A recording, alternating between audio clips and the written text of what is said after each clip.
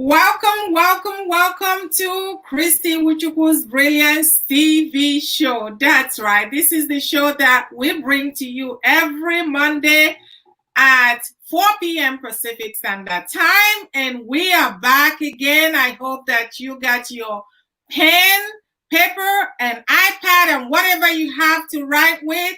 And come on, because it is getting ready to pour down right here. I am telling you, today is going to be an awesome conversation with my guest star. Before I talk about my guest star, what do we do at Christy Wuchukwu's Brilliance TV show? At Christy Wuchukwu's Brilliance TV show, I get excited sometimes. This is where we spotlight today's business leaders, entrepreneurs, unique and most successful individuals to share tips and strategies on how you can up level in your personal life as well as in your business. So every week I bring you experts to talk about different topics, and today is no exception. This show is sponsored by Women's Coaching Association, where we educate, collaborate, and speak. That's right. And to find out more about what you can get from joining us, go on over to womenscoachingassociation.com, women's with an S, womenscoachingassociation.com, and click on the membership info, and there you're going to find all the perks of becoming a member of Women's Coaching Association. I want you to go on and invite someone else, because this is going to be an awesome show today. So my guest is ready, and I am going to introduce her. Who is my guest today? My guest is Jeanice Cummings, right?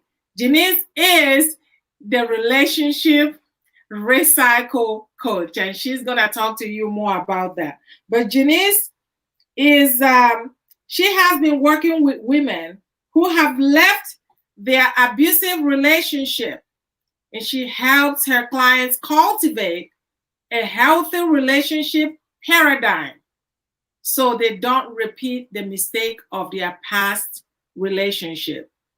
2 master's degree under her belt. She has master's degree in holistic health education and non-profit leadership, but she has over 30 years experience. No, we're talking to an expert today. She has over 30 years of experience working with women and families in crisis. She's really helping them really become the best that they can. Please help me welcome my guest today, Jeanice Cummings. Jeanice, are you there? Welcome to the show. Thank you. Thank you, Christy. And thank you for having me. Awesome. I appreciate being here. Awesome. Thank you so much. So before we get started here, and I just want to appreciate you for taking the time. You could have been anywhere else speaking, doing other things, but you're here today. So I just want to say thank you for being here. So tell everybody that don't know who Jeanice Cummings is. Who is Jeanice Cummings? Okay, I'd be happy to. I love to talk about what I do. I am the relationship recycle coach. You're probably asking yourself, what is a relationship recycle coach? I take my clients through the process of letting go of the old version of themselves so they can be transformed into something new. And just to give you a little visual of it, when you get ready to get rid of something, you put it in the recycle bin, correct? Okay, they come and pick it up, and then they take it to the recycle center and they process it.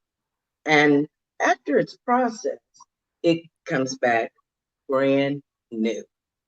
That's what I work with my clients on, so they can because they've already left the abusive relationship, but what they want and need is to cultivate healthy relationship habits and principles so they make better choices and avoid making the same mistakes, which is very, very important in these type of relationships or in any type of relationship for that matter. But they get to create the life they envision for themselves. I love that. They get to create the life they envision for themselves. I love that. So tell me, Janice, you've been in business. You've had experience working with women in abusive relationship. You have 30 years of experience. We're not talking about 5 years, 10 years, 20, but we're talking about 30 years of experience.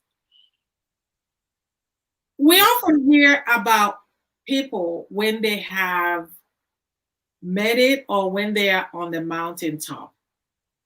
But oftentimes I say the lesson is really when they are in the valley, which is how they got here.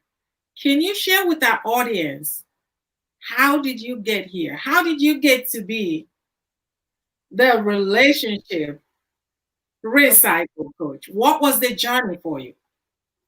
Well, the path was rather different because and the person that you see before you now was very different. Um, Actually, I started off, you wouldn't believe it, but I was going through files and I was reading stories about probationers and people with mental health problems. And that's when I decided, I said, these people don't really have anybody to like fight for their rights or tell them that they're valued. And from there, I went into probation and I started working with juveniles. And with the juveniles, we wanted to stop them from getting into the probation system. So it was a diversionary unit. And I worked there and I did that. And all the themes that I've been working around, the mothers and the dads, if the dads were involved, were in the picture. So from there, I said, well, let me do something. Maybe I could start earlier. So I went to school to become an infant massage instructor. So I started teaching parents how to massage their babies as a way of bonding with the babies, right? So everything that I've done, and when I've been doing it in a process, I found that women were so feeling so bad about themselves that the choices they make were getting them into trouble. Okay. I too was on my journey too, because historically I come from a domestic violence background. And some of you may not know, but coming in an environment like that, you do suffer a lot of trauma. And a lot of parents, they probably don't recognize that, but it's very hard on the child to go through that. So in all the instances, I was working with women. The women were getting in situations that they had to fight their way to get out of. And then the kids were going unrecognized. And it wasn't deliberate because I know that mothers love their children. So having all that experience and then through the journey myself, I'm trying to find myself too, because I suffered from low self-esteem too, ever since childhood. And through those experiences and working with the women, actually, there wasn't too much difference in them and myself at that time. The only difference is that I had more of a survival in me that was kind of already embedded in me. But through the journey, and eventually I retired from working in the jail with pregnant mothers. And through all of that process with the women, every one of them have been traumatized. And they were making bad decisions. They would wind up in jail. They would lose their children. And I would be there to cheer them on. And my own journey, I was trying to build my self-esteem. So I kept going to school, getting degrees, still searching for approval. Mm. And that's what many of my clients do. They're searching for approval. They didn't have it in childhood. They didn't have it as an adult, and they continue to search for it. Unfortunately, it gets them into a lot of trouble and a lot of situations they have to get out of. So my journey was, I guess it was already pre-planned, and Mm. I didn't know, but I just kept going with the flow. Thank you so much for sharing that. You were talking about the fact that, you came from abusive relationship background, but isn't it so, like you just said it so well, that it was already it was already planned. You were just following what God's plan was without even knowing. Little did you know that you will end up doing and helping women in those kind of situations. So absolutely, thank you so much. So let me ask you, it's Yes. really hard to it's hard to believe that um that you are shy. If I'm looking at Mhm. you right now, right? Mhm. I know we've all worked on ourselves, and oftentimes when I tell people I'm very shy, I'm an introvert, and people don't believe I am, right? Right. True. I still am. I'm still am, even though people don't believe me. What was that defining moment in your life? If you were to look back to the old Janice and how you get here, the journey Mm. that took you here, what was that defining moment in your life that got Mhm. you going, that Okay. got you change the Mhm. trajectory of where you were at the time? What was that defining or pivotal moment in your life, if you can think back? All right. All right. Well, the most important beginning pivotal moment for me was I was reading an article in a newspaper about self-esteem because when I was coming up, I didn't see the value in myself. I had a lot of self-esteem issues. I would always put myself down. I was always very critical of myself. And you know that something's wrong. You just kind of instinctively know this is the way I'm not supposed to be doing myself, right? So as God would have it, as Spirit would have it, I was reading an article about self-esteem, the principles of high self-esteem. I took the test and I failed every question on there. I everything that they talked about, I didn't have. And that was the first recognition and eye open about self-esteem. And I think I was about in the 10th grade. And from that pivotal moment on, I started stepping out, but I am still introverted and I was introverted then, but I started taking chances.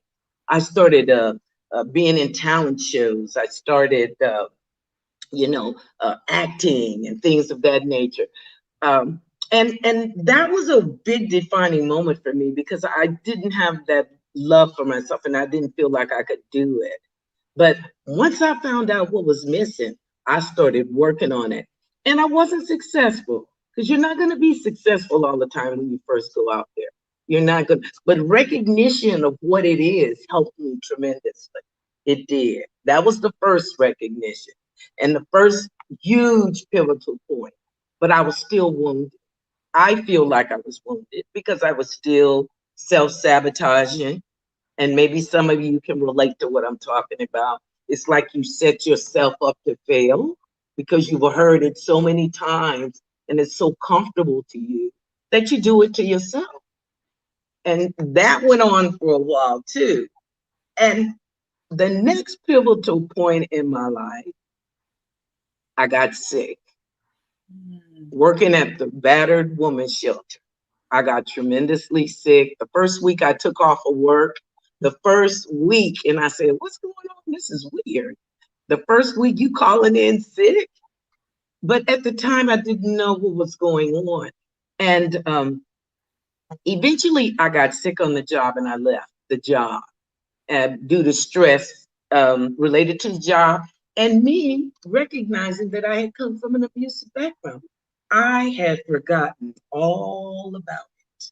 It's like it never existed because I wasn't around it, yet I was still mimicking what was programmed in my mind. If you can understand, I hope I'm expressing it right. But I was living out what I had heard and didn't even know it because I come from a family that was critical. My stepfather was really negative towards me.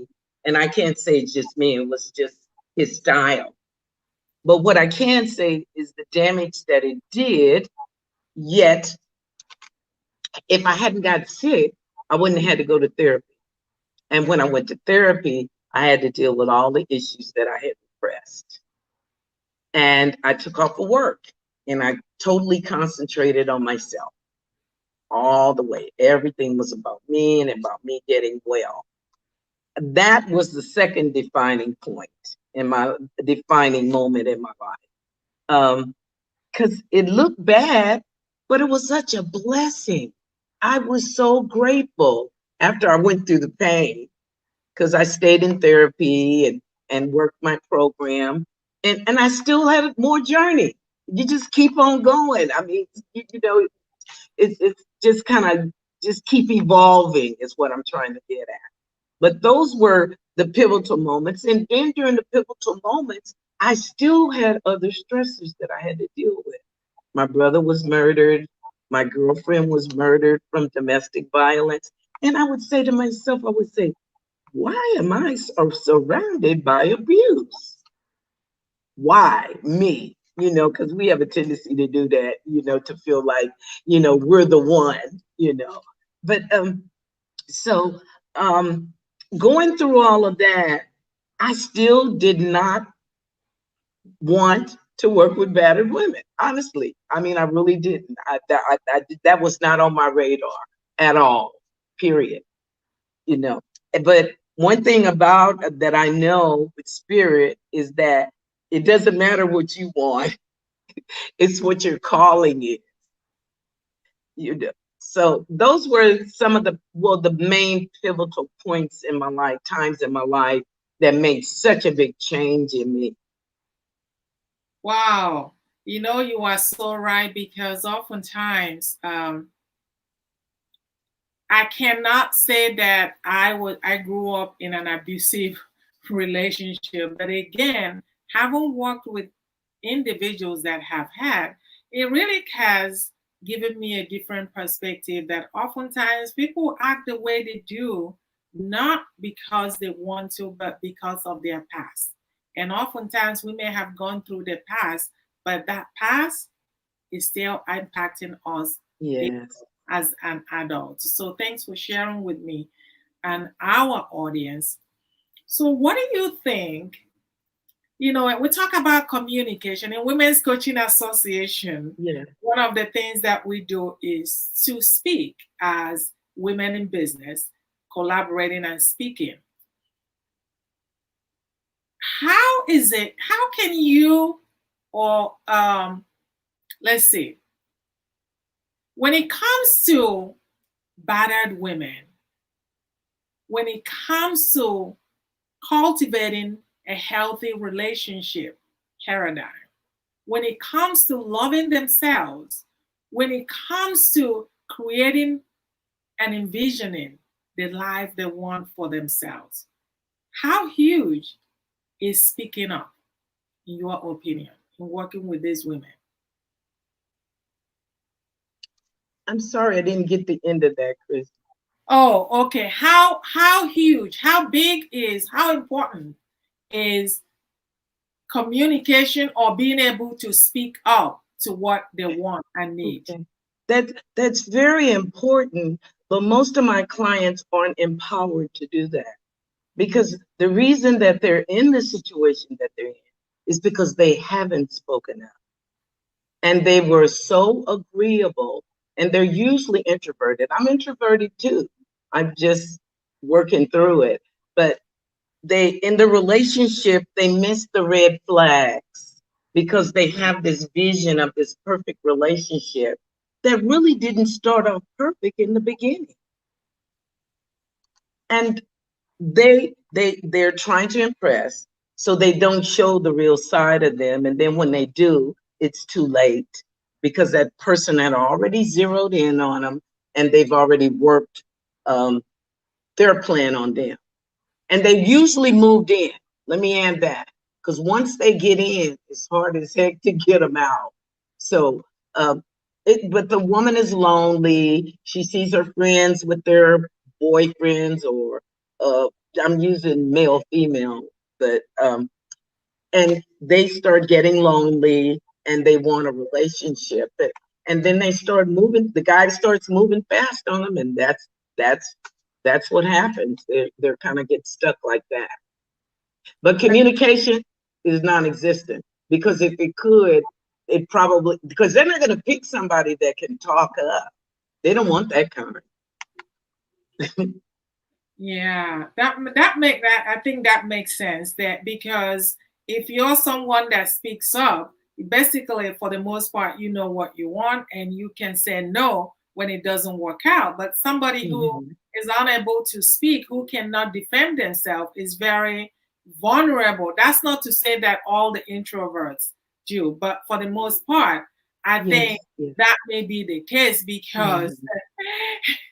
they may be like you said, they may be buying you flowers initially, just Yes. taking you out for lunch and dinner and just making you feel Attention. good. But it's really giving you a lot of attention. And Hmm. that's what you need because you don't have the self-esteem. And by the time you know it, you're already hooked. By the time Yes, you know it, yes. you are already hooked. Mhm. You're already hooked. So tell me, working with these women, what seems to be, if you can think back, working with them, and you still work with them, but with your Right. business now. So, what do you think is the biggest reason why women fall prey? And there's statistics that sometimes it takes Mhm. them going back 7 times Yes. before they finally get up. Can you talk about that? Yeah. Well, there are like stages that they go through. Mhm. And remember now, there's a dependency that's already established with this person already. So they're already dependent on that person, not financially, emotionally, and that makes it difficult. But let me just go over the stages briefly with you, okay? Okay. Stage 1 and 2, they're starting not to care about the abuser. That's when they're deciding whether they're going to leave or not, or they're Mhm. making their way to leave. Um, Stage 3 is they start feeling the effects of the abuse. They start thinking about the situation and how they were treated and how it made them feel and all that. And the fourth stage, and I'm sorry, in the third stage, they're making preparations to leave during the third stage too.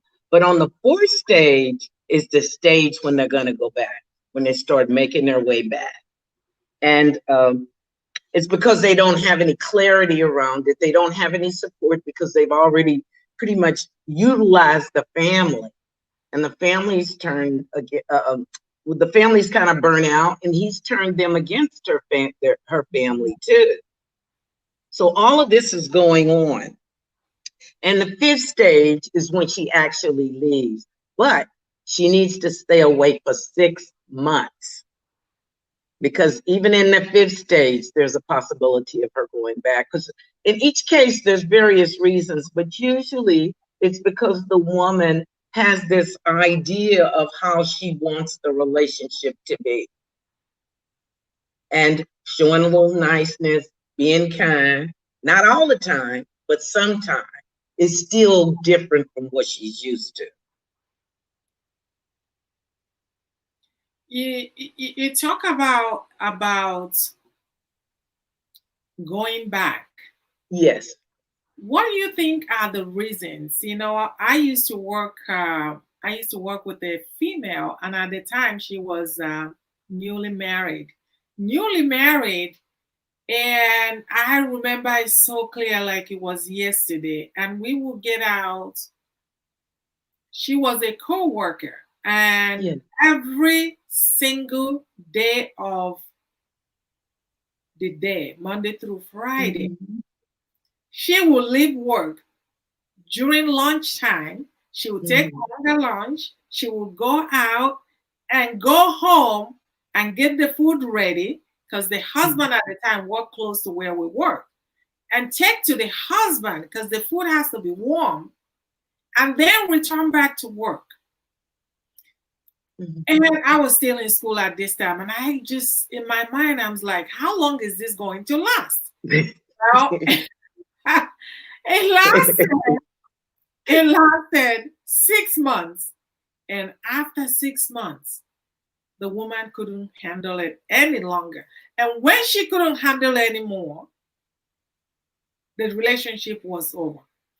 But in that instance, for example, when you talk about expectation, what the woman Yeah. expected in the relationship, what she Mhm. could have done, because in my mind, I think that perhaps there wasn't really love in the first place, but being that she was a great cook, uh, it was what the man wanted, but it wasn't really what she wanted. And Yes. oftentimes, I find that people go in thinking that things will change, Yes. Yes. right? Well, So, they're not always bad in the beginning. You know, the ones they love bomb you with all these kind of good deeds and stuff. And so that's a smoke screen, you know. And then they gradually start taking that affection away. And then the real them comes out. But the woman's also trying to impress them by cooking and doing things to draw them in. But I don't think she knows what she's drawing in, you mm, know. So mhm. that's what makes it a little, challenging But because she's needy. she's needy. She is needy. And being needy sometimes can be because they don't, you talked about it so much, because they don't want to be alone, right? Right. That's part of it. Uh-huh. So, in that situation, you talk about the love bombing so much. Yes. In that situation, was there any indication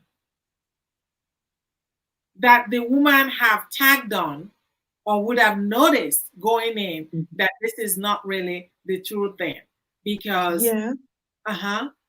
Yes, there are indicators because one of the things that they do is they love you too quick.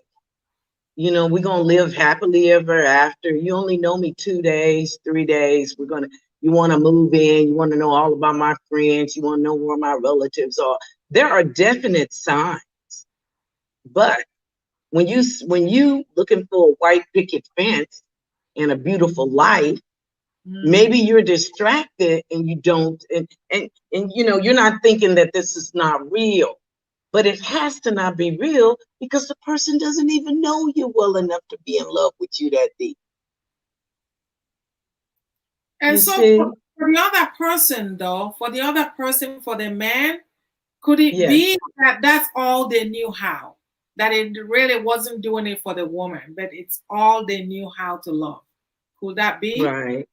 Yeah, Okay. it was a form of control. It's a manipulation tactic or control. But again, as you kind of touched on, it it doesn't apply to everybody. Some people are just nice and they just want to flourish you with a lot of gifts and a lot of presents. And that just might be their personality. But this one, like my girlfriend, I'll give you an example. She went out for a couple of weekends, and then she told me she met this guy, and before I know it, he had moved his stereo and clothes in, and that was like a week, and I'm like, this is weird, you know. So it was just too fast. It was just too fast. So And when plus, he knows what kind of person he's looking for. He's looking for a specific type of person that's kind of passive, a mm, little, and I don't mean to be negative or anything, somebody that's kind of eager beaver, desperate. We wear desperacy on our faces and in our gestures and everything. So, he's Oh, found the person that he's looking for. And it's just a matter of going in and rearranging that person's life. you, you said something, and I'm gonna go back and talk about. You talk about the fact that we wear desperacy on our face. And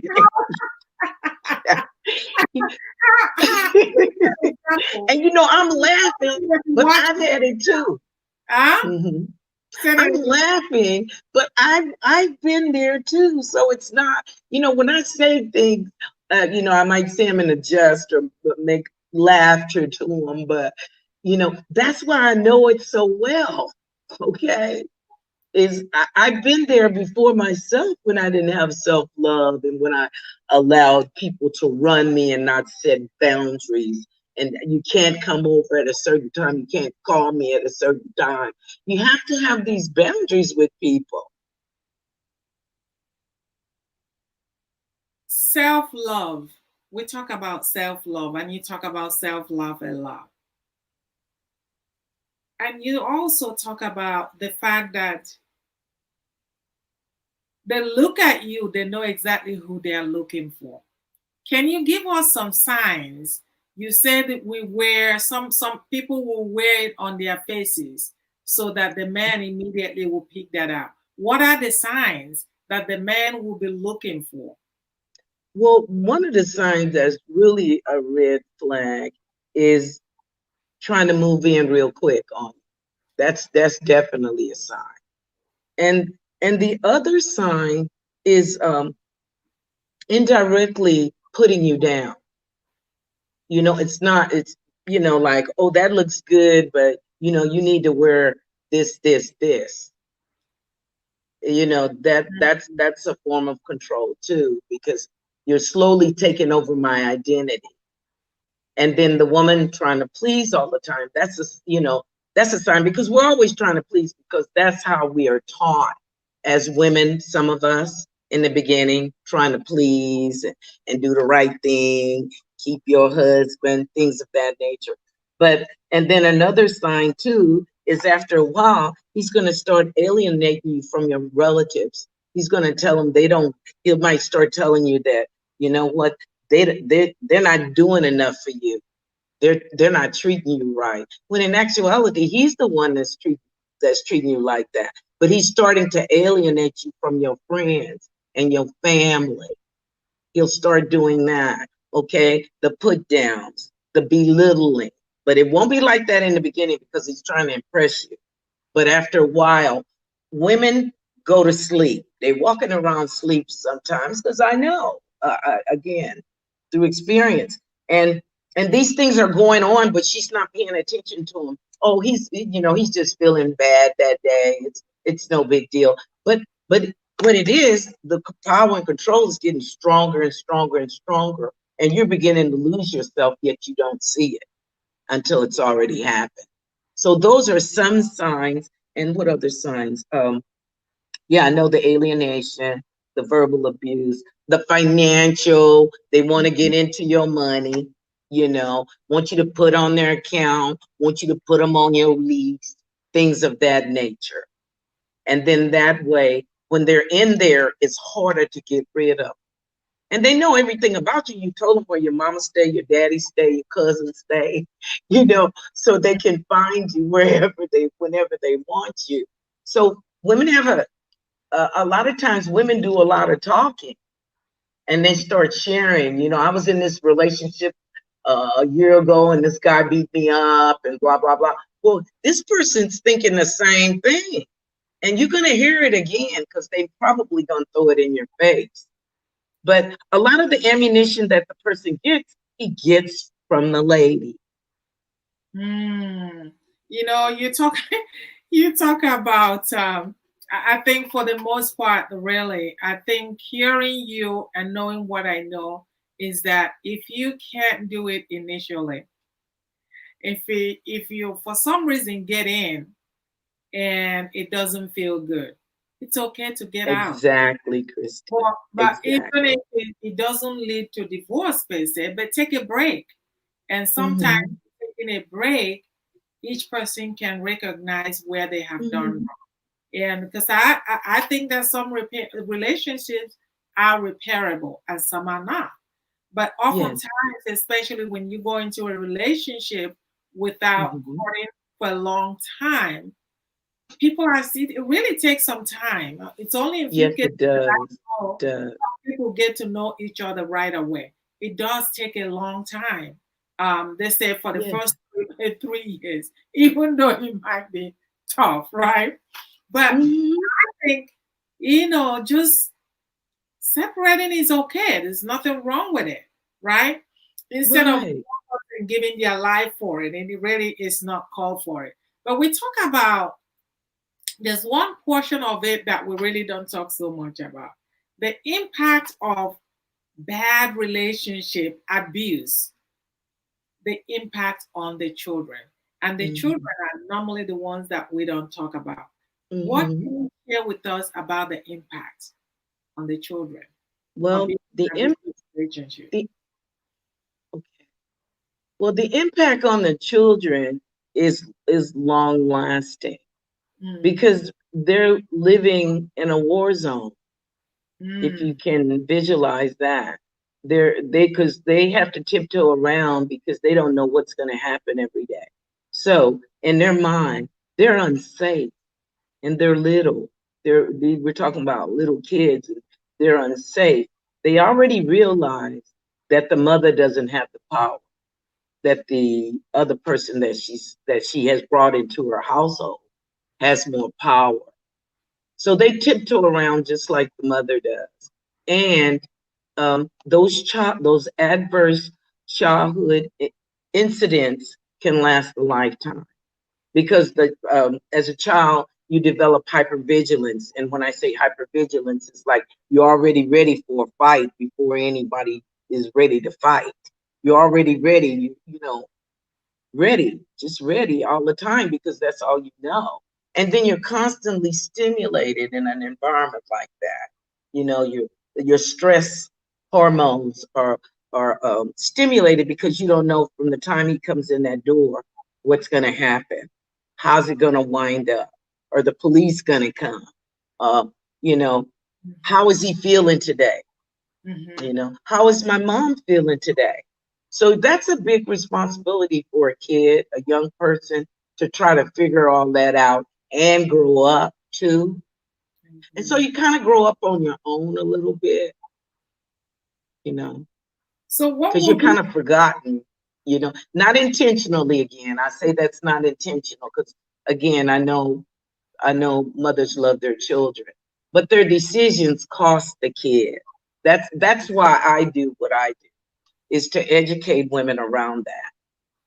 to educate women around that? And so, and oftentimes you find children in an abusive relationship, and sometimes Yes, they grow up being in an abusive relationship. Not all of them, but sometimes right. they see it as being Hmm. normal because that's what they have lived through.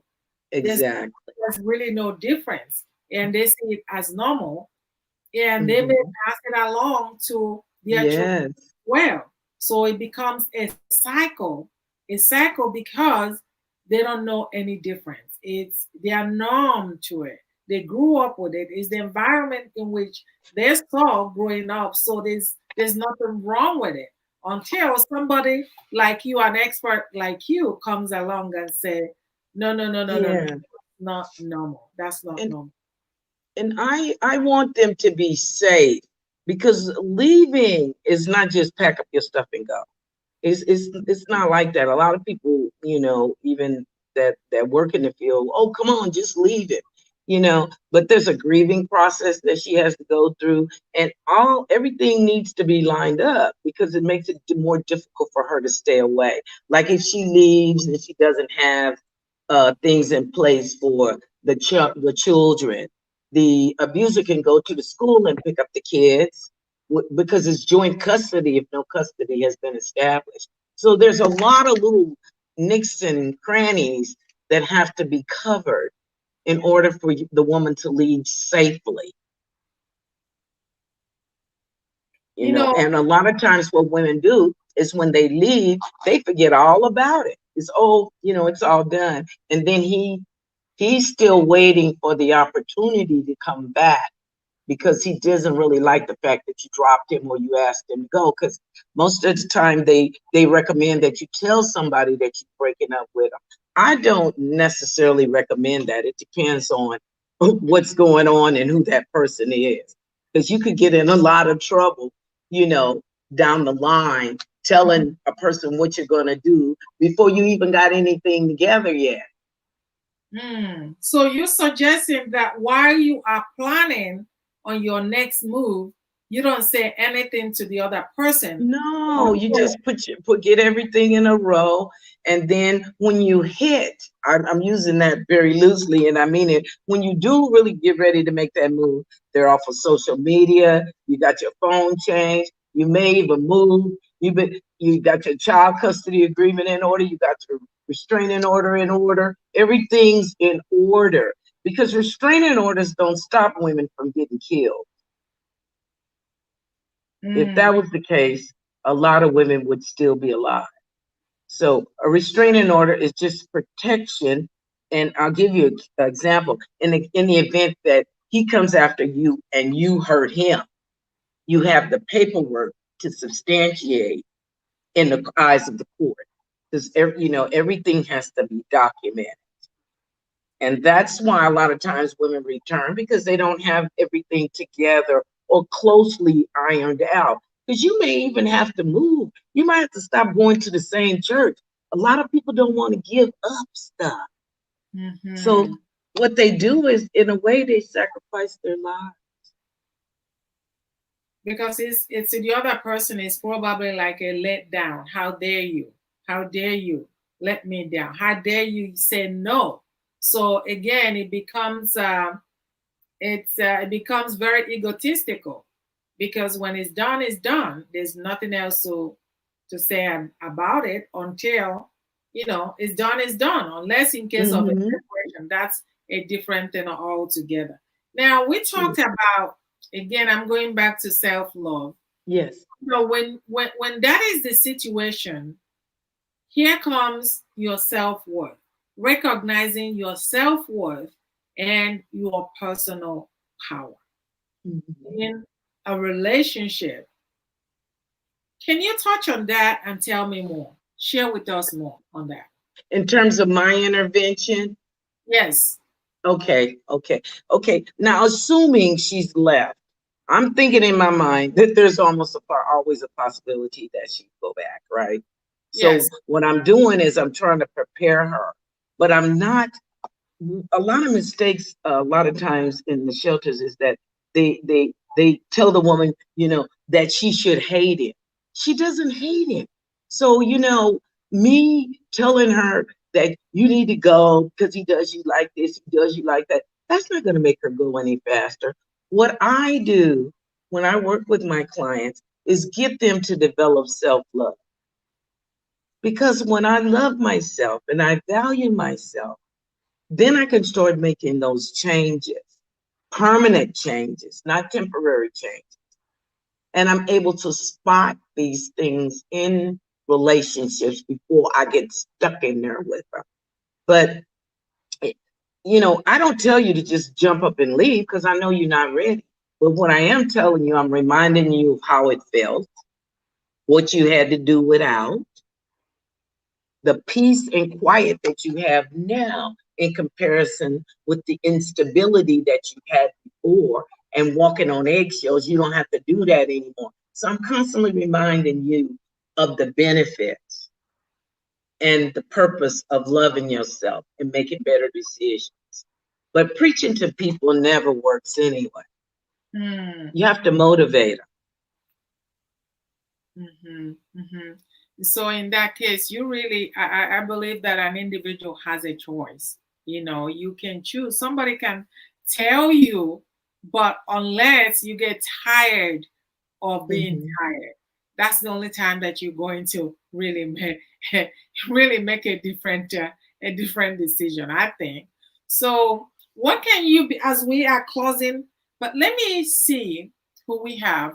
Thank you all for joining us and watching us. If you have any comment, please go ahead and comment in the comment section. I will come back at the end and have our guests answer your question. Thanks for joining us. So going back to the program. So before we close, can you reach back into your arsenal and share with us about three or few, how many you can, of what are the tips that somebody that have left the abusive relationship before they go back, what are the things they have to look out for? Disconnect from that person completely. Social media, phone, relatives that associate with him.